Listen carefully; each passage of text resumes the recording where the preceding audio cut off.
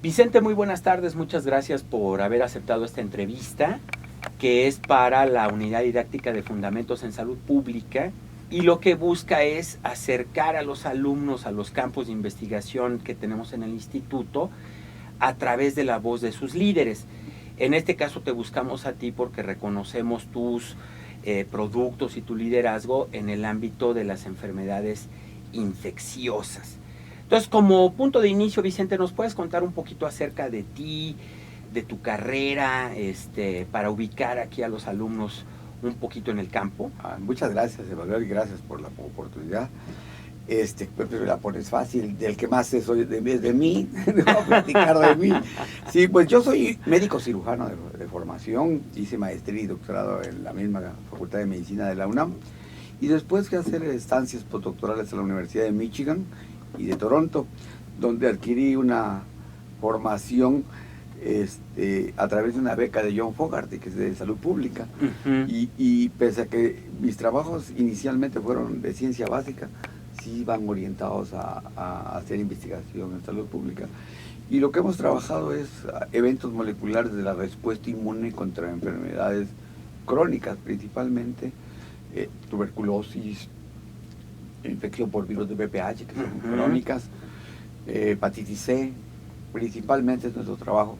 Y hemos hecho ciertas aportaciones de los eventos moleculares que subyacen en todas estas enfermedades. Acabas de decir algo muy interesante. Tú nos dices que trabajas ciencia básica. ¿Nos puedes hablar un poquito de esa ciencia básica? Sí. Y cómo se relaciona con la salud pública? ¿Y cómo se puede traducir? Qué buena, esa es buena pregunta. El investigador de ciencia básica, el científico, es el de la mesa de laboratorio. Sí, okay. Que está con su batita y que no ve al paciente, pero sí sabe. Entonces, la ciencia básica lo que nos va a permitir es investigar cuáles de las enfermedades que están presentes, qué eventos moleculares subyacen y qué procesos están involucrados primero para encontrar sistemas de diagnóstico, sistemas terapéuticos y sistemas de seguimiento, que es importante. Okay. Sí, los médicos no estamos acostumbrados al seguimiento, pero yo creo que el seguimiento sí es importante, sobre todo cuando se trata de una enfermedad crónica. Okay. Y es más difícil una enfermedad aguda porque los eventos son en días, ¿sí? Entonces hay que estar pendiente. Pero el investigador de ciencia básica lo que tiende a hacer es buscar nuevas moléculas, nuevos procesos que sean útiles para diagnóstico, tratamiento y seguimiento.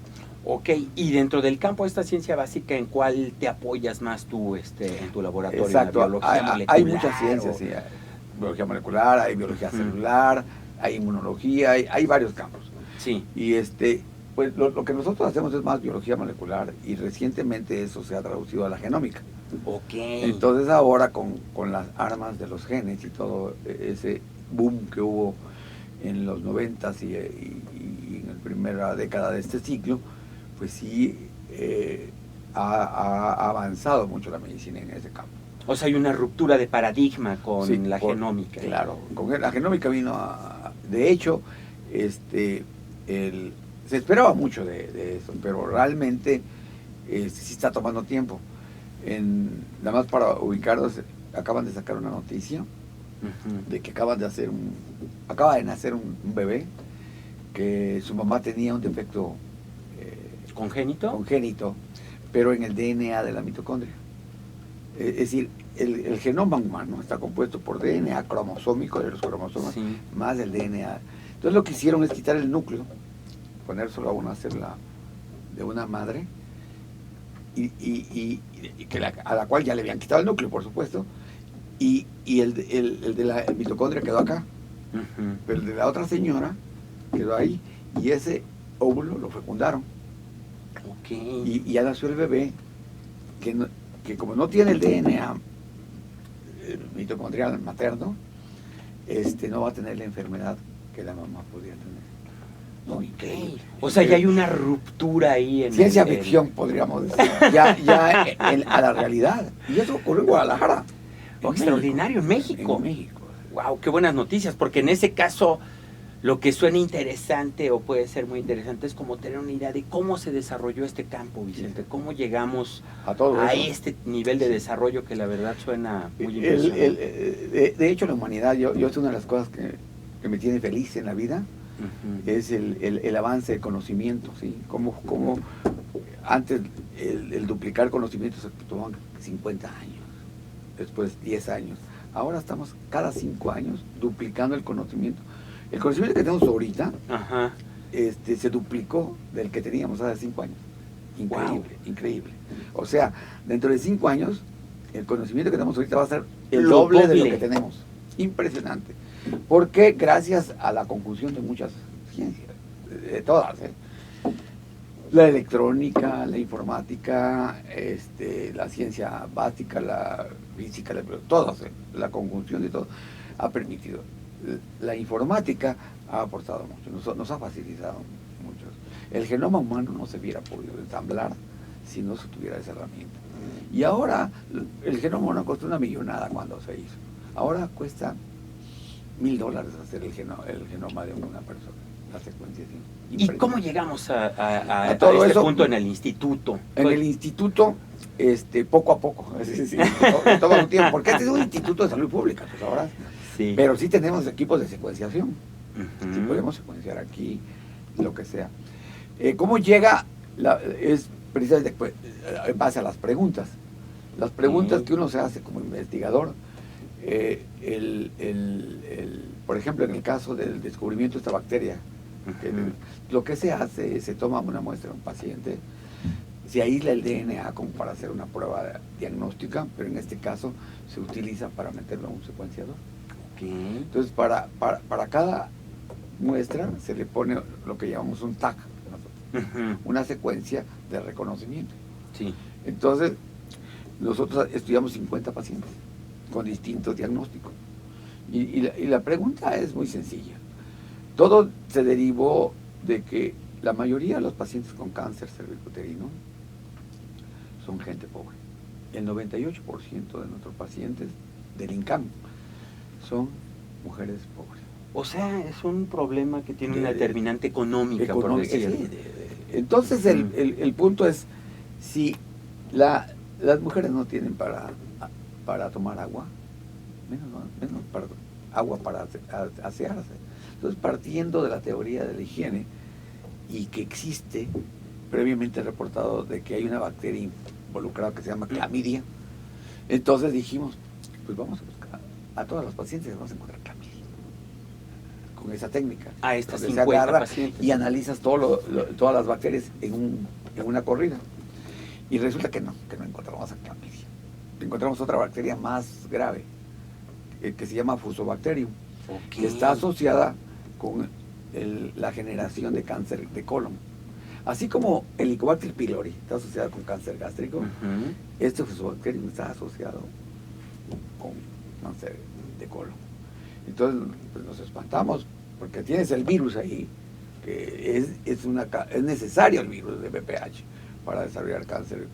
Y además tienes otra bacteria, pues oye, pobres mujeres, ¿no? Pero ahí que tenemos, biológicamente hablando, una combinación de dos agentes que tienen formas de tratarse muy diferentes, distintos, ¿no? Exacto. Sí. Aquí es la eterna pregunta, ¿qué es primero el huevo o la gallina? ¿No? Ajá. En nuestra opinión, creemos, y por los datos científicos bien determinados, por ejemplo, la infección por VPH está en el 100% de los tumores del cervicuterino. Es requisito sine qua non. Sí, puede que la gente se infecte, pero no todas las mujeres desarrollan el cáncer cervicuterino. Solamente el 92% eliminan la infección, solamente un 8% desarrolla la lesión y solamente un 1% va a desarrollar el cáncer. Wow. Sí. Entonces, el punto es que existen otros factores. Sí. Otros factores. Y entre esos pueden ser los genéticos, aparte del virus. Que el virus es una causa necesaria, pero no es suficiente, como te expliqué. Entonces, lo que pensamos nosotros es que existen otros factores que modifican el microambiente donde está el virus. Okay. Y lo favorecen para que se está establecido, ya es de esas verdades que no se pueden refutar. Las que salen en Science. Sí, que dice, para que haya cáncer cervicuterino se requiere que el Ujú. virus persista. Entonces, el punto es qué es lo que hace, qué ambiente favorece para que el virus persista. Y nuestra hipótesis es que esta bacteria favorece la presencia del O sea, virus. sería como el agente, digamos. Que coadyuva, porque la bacteria... El agente es el papiloma. El virus está Sí. en el 100% de los pulmones. Y esta bacteria nada más la tenemos en el 25%. Como dices tú, nada más. O sea, que si nosotros pensamos en función de tratamiento, por ejemplo, porque también está en mujeres con lesiones, si se puede estudiar los dos, porque ahora, desde el punto de vista de cómo el gobierno trata este problema, no solamente se hace a Papá Nicolau, se le hace la búsqueda del virus. Entonces, si se le hace búsqueda del virus y se encuentra que hay virus, se le puede buscar la bacteria. Y solo aquellos que tengan bacteria, se les va a dar tratamiento a la bacteria. Y al dar tratamiento a la bacteria, se va a reducir la posibilidad de que el nicho donde está el virus no persista. Y consecuentemente no desarrolle lesión ni cáncer. Entonces, sí tiene una implicación de salud pública, bien, no de las, digamos, de 100 mujeres, de cada 100 una, pero de 100 mujeres que sí van a desarrollar cáncer, que 25 de ellas las podamos eliminar ya es bastante. Porque acuérdate que también existe la vacuna, Ujú. que va a eliminar una porción de esa. Pero en este caso sí del virus, ¿no? Sí. Por ejemplo, las vacunas nada más son para 2 tipos de virus, ¿sí? Las que se están aplicando. Pero hay 15 virus que producen cáncer, 15 tipos de VPH. De virus de papiloma. Que producen cáncer. Entonces, la ventana de eficacia, digamos, de la vacuna es de un 50-60%. Entonces nos quedarían 40 mujeres o 30 mujeres que no sabemos cómo, porque son de otro tipo de virus. Entonces, si nosotros le agregamos otro 25%, ya nos van a ir quedando menos mujeres que desarrollen cáncer.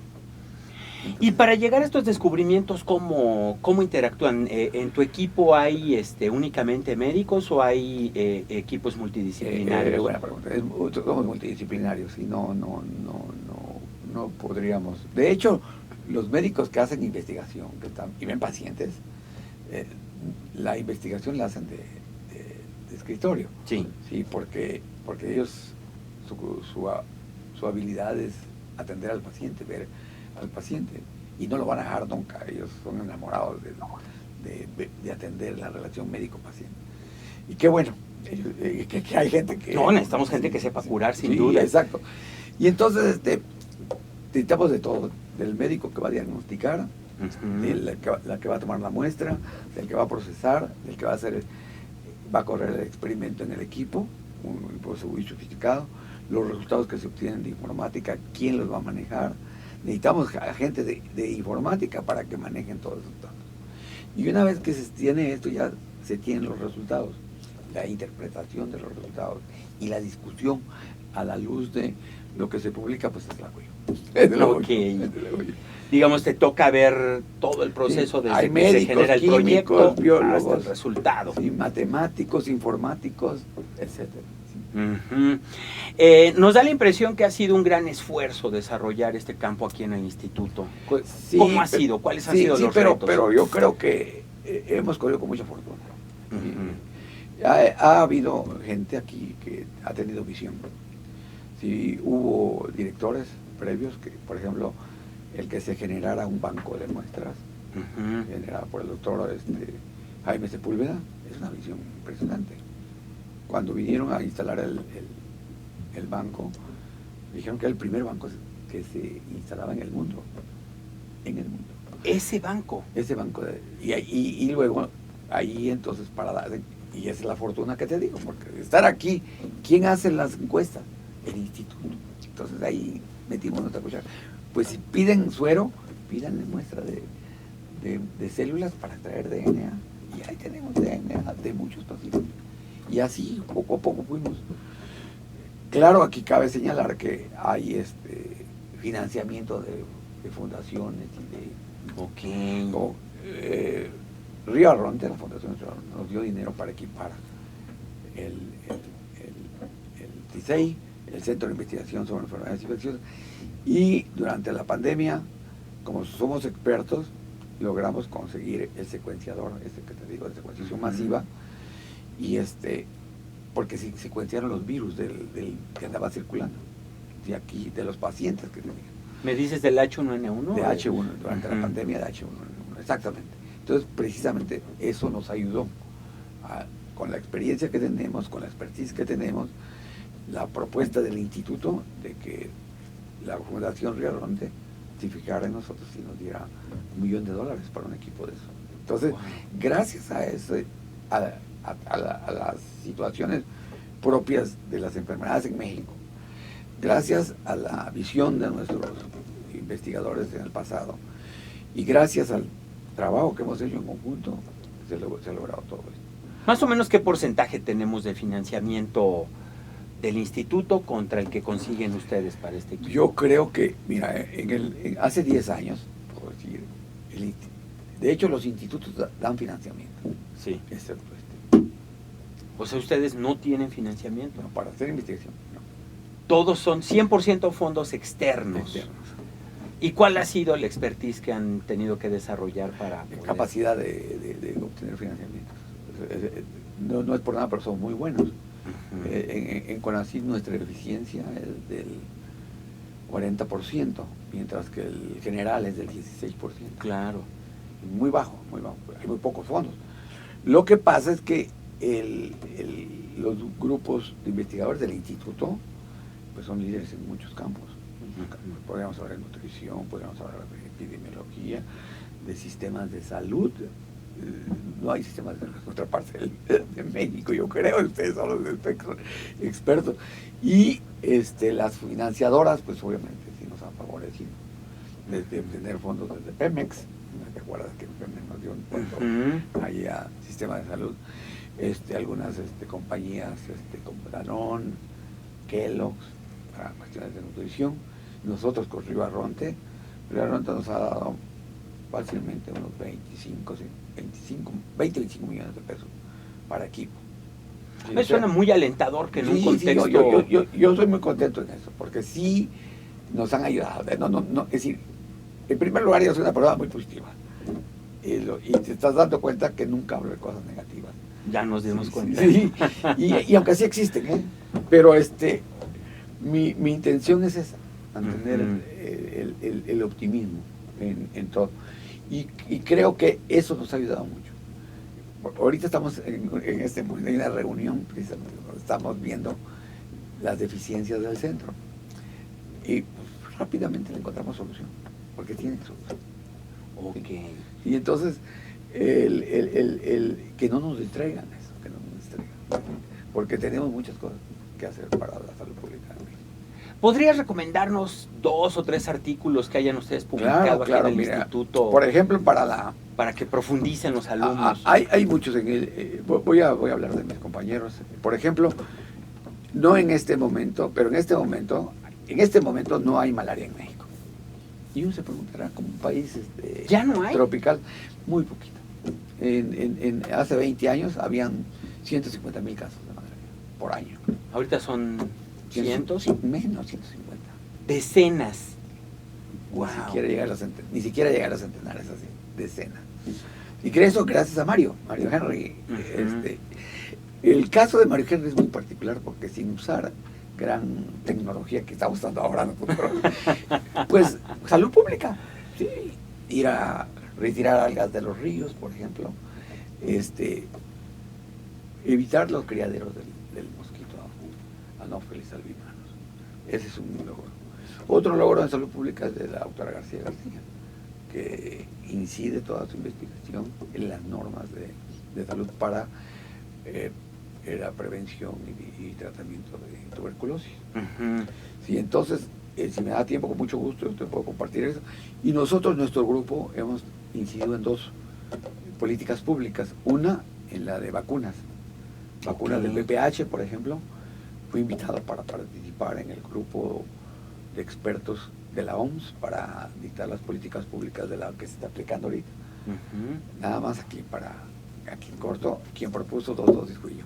Entonces, si alguien tiene alguna, pero todo eso con base. Bueno, hay una discusión científica, ¿no? Entre 2 o 3 dosis. Éramos 6. Y entonces, cuando yo lo propuse, pues pegamos el grito al cielo. Pero ya cuando vieron los elementos, y con base científica, lo que estaba diciendo. ¿Y entonces quedó en 2? En dos dosis. ¿Más o menos en cuánto tiempo se modificó ese protocolo? Eso... De que salieron con un número, tú propusiste otro. Sí, como un año, no pasó mucho tiempo. De hecho, la primera propuesta era 0, 6 meses y 3 años. Sí, así. 0, 6, 60. Así. Y entonces la dosis la tercera dosis ya no se dio.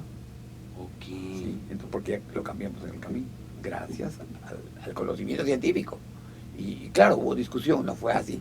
Que el doctor Madrid dijo y así quedó, no hubo muchas. ¿Se publicó esa controversia en alguna revista? La controversia no se publicó, pero sí tenemos un artículo de las recomendaciones. Ok. Te lo puedo dar, sí. Eso Público. sería maravilloso. Sí, ese es uno. Y podemos hablar con la doctora Lourdes García, que también ha contribuido para tuberculosis, que nos pueda dar algún artículo, y con la doctora Silvia Puche también, que estuvo presente en el manejo de la pandemia H1N1. Wow, pues con eso tendríamos ya Sí, un panorama para divertirnos. súper completo. Vicente, para ir cerrando la entrevista, ¿qué le recomendarías tú a los alumnos que tenemos en Maestría en Ciencias para que orienten su investigación hacia campos aplicativos? Sí. Yo, mi recomendación es que este mundo ya no se volvió, digamos, unilateral, ya es multilateralismo. Sí, decía el doctor Julio Forén que ya es tan globalizado que no podemos dejar a un lado la genómica, ¿no? Entonces yo sí creo que aquellos que tienen interés en sistemas de salud o cuestiones de epidemiología, echen un ojo a lo que está saliendo de cuestiones de genómica, porque están ahí apareciendo nuevos sistemas de diagnóstico y eso nos puede ayudar muchísimo, porque quien hace los trabajos son los epidemiólogos, son los de sistemas de salud. Okay. Los salubristas son los que están ahí. Entonces ellos deben de llevar mínimo al menos el conocimiento de un 10%, digamos, dentro de su background de lo que se está generando. Y eso va a ser muy útil. Sí, nuestros salubristas que salen de la maestría en salud pública de infecciosas llevan ese background. Okay. Porque llevan materia. Yo soy parte de una unidad didáctica donde se les... Muchas de las... donde se les enseña esto. Muchas de las tesis o de los PTs de salud pública son orientados precisamente pero algunos de ellos tienen componente de diagnóstico en el laboratorio. Uh-huh. Los análisis que hacen ellos previamente fueron hechos en el laboratorio. Y esto ya es bastante ganancia. ¿Y sus alumnos de infecciosas que de ciencias? Uh-huh, sí, de ellos ciencias. Son más básicos, ellos son más a la ciencia básica. Ok, sí. Pero dentro de lo básico, como comentas con estos ejemplos, hay siempre un escenario de aplicación. Exacto. Por ejemplo, ahorita yo soy el titular de la unidad didáctica de desarrollo de protocolo y seguimiento de tesis. Uh-huh. Entonces, por ejemplo, hay una alumna que está estudiando biomarcadores en suero de pacientes con VPH positivos para ver si podemos encontrar un biomarcador que sea fácil para detección temprana de la infección. Okay. Hay otra que está estudiando bacterias recién descubiertas, Klebsiella pneumonia, que produce una cantidad de infecciones de neumonía. Le está estudiando cuáles son los factores de virulencia que tiene para poderlos bloquear. Uh-huh. Y la otra está estudiando cómo el dengue, ¿sí? Al infectar una célula, sobre todo no los macrófagos circulantes, sino del hígado, cómo reacciona a la infección y puede bloquear la infección. Okay. Naturalmente. Entonces, sí hay, ¿cómo se dice? Muchas preguntas que contestar y por supuesto para enseñar a todos los que no están en ese campo, con mucho gusto, con mucho gusto. Pues doctor Madrid, esa es nuestra entrevista, no sé si quieras agregar No, yo algo me siento más. muy contento porque siempre me ha gustado, siento que un problema que tienen los seres humanos es de comunicación, si no sabemos comunicar, y yo creo que cuando hay esta oportunidad de comunicar, híjole. Pues yo aprendo mucho con ustedes, esperamos que nuestros Igual alumnos nosotros, igual también. nosotros. Yo cuando llegué aquí no sabía nada de sistemas de salud. Ahora tampoco sé, pero ya sé para qué sirve. Ok. Pues muchas gracias, doctor. Hasta luego. Hasta luego.